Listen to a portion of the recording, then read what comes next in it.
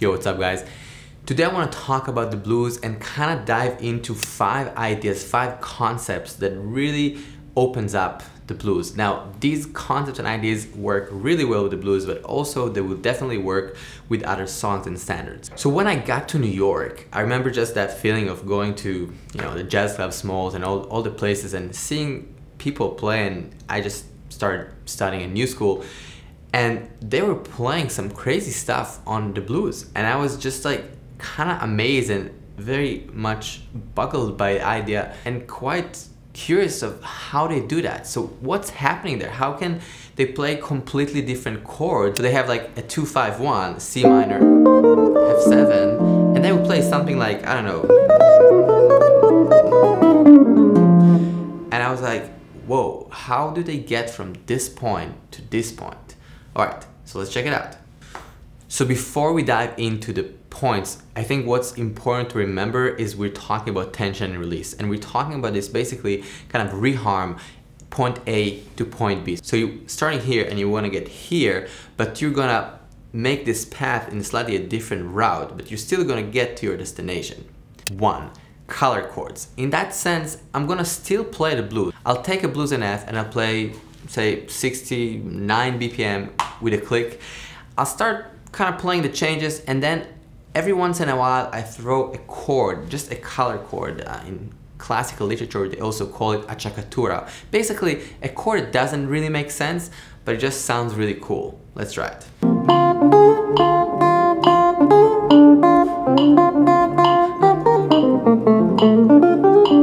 So far just blues.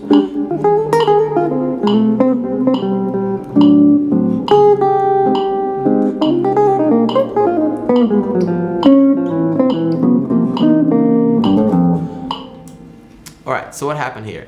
I just played all of a sudden A flat major 7. So I just completely did not play the changes and spelled this A flat major 7 tonality. And then I kind of went back in and articulated this 2-5 back home to F. Let's try it one more time.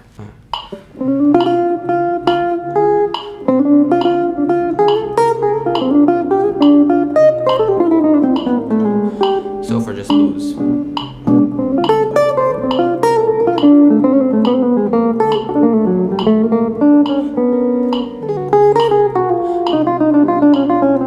So what happened there? I just played a B major over that section just because I can. Let's try more.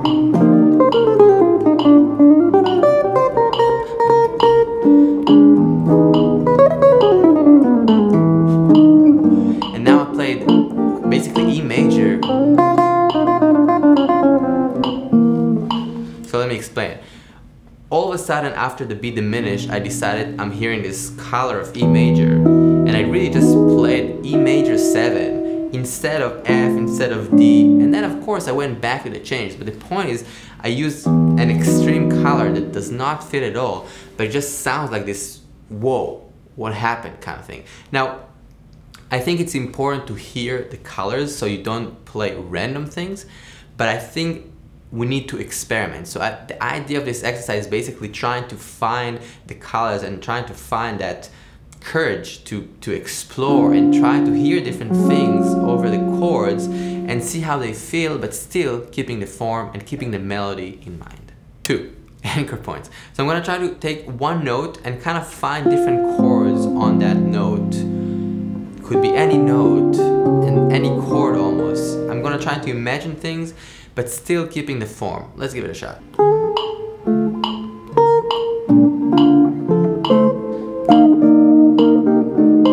Just blues.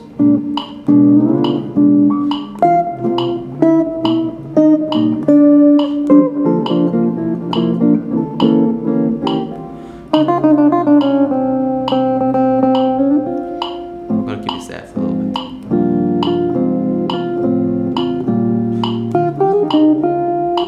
Still hearing the blues.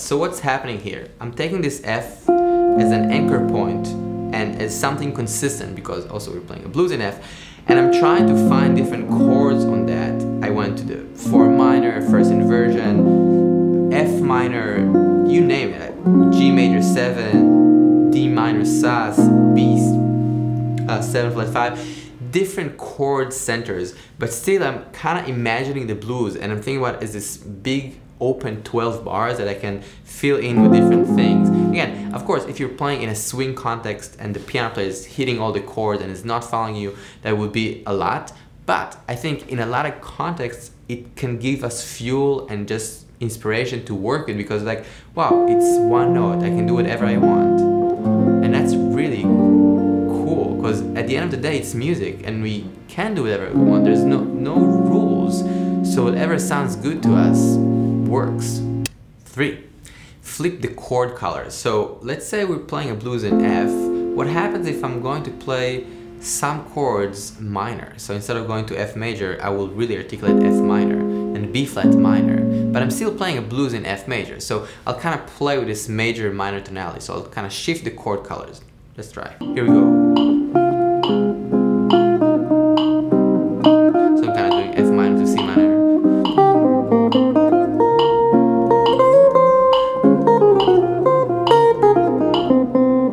Maybe now G major.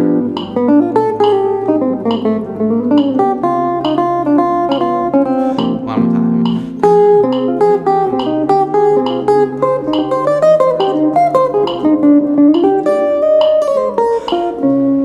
B flat minor.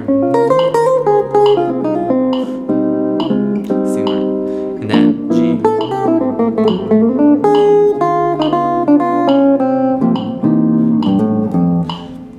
So what happened here, I was kind of imagining this F minor, and then I was hearing the C minor, so just kind of hearing this little F minor to C minor tonality on the first 4 bars, then going to the B flat minor, heading back to the F minor, but then at the end, instead of playing 2-5 like the major, I just kind of played G7, C7, or G7, C minor the first time, I think.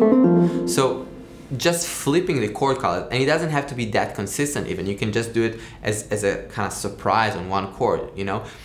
The point is just being flexible and taking the information we know and we have already and just kind of tweaking it, kind of giving it like a little elbow. 4. Form anchor points. So when we're playing a song, blues or anything, there are moments that are more important than others. In the blues, I feel like the 2-5 going to the 4 is pretty important. I feel like the D7, or basically the 5-2, is a kind of important moment, and then the big 2-5 at the end. Now, for this moment, what I'm going to try and do is just keep the last 2-5 of the blues as an anchor point, and I'm going to try and basically rewrite the first 8 bars of the blues. Let's try it.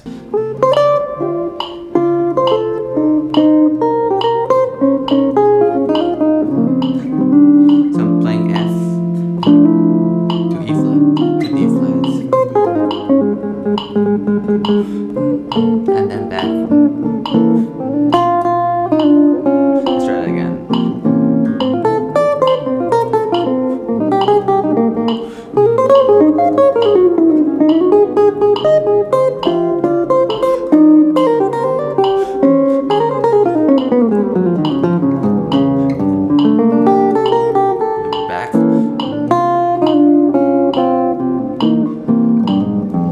So I want to take something a little ridiculous.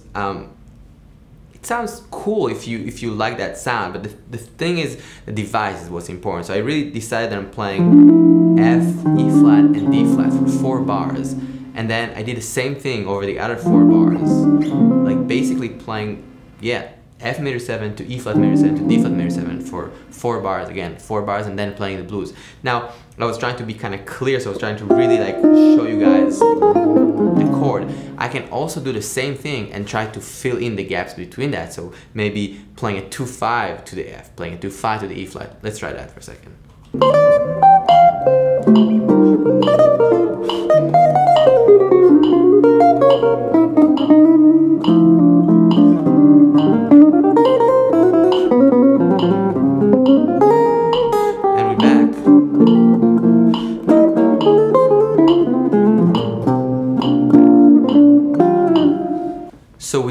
stuff, what I would do is try to mess around with an idea and kind of commit to it, and really still hearing the form, still feeling that 4 chord hitting on bar 5, still feeling the bluesiness in the sense of the form and the structure, but within you can really go wild, you know. And I think by trying things out, you can find cool ideas that are very personal as well. 5, repeating a reharm idea. So in that sense, when we're taking something, I think it is important to repeat it.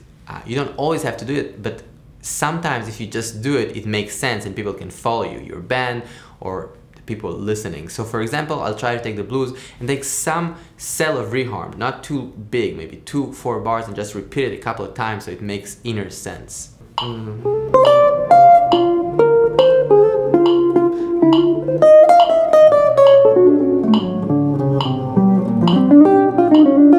Just blues.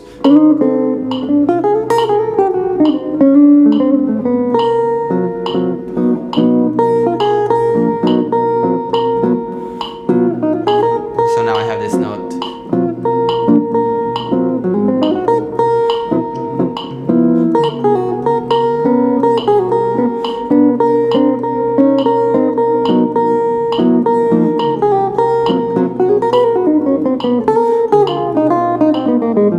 So what was going on? I had this note here, then all of a sudden play this A flat 7. So then I was just kind of going with that, and I was kind of repeating this idea of A flat 7 at that note, and trying to play a few things underneath the note, but basically kind of hearing this A flat 7 idea over the blues, and eventually coming back. I'm going to take an idea, a reharm of a couple of bars, and I'm just going to repeat it a few times, and eventually I'll go back to the form in the sense of the real changes. So I'll meet the real changes at G minor.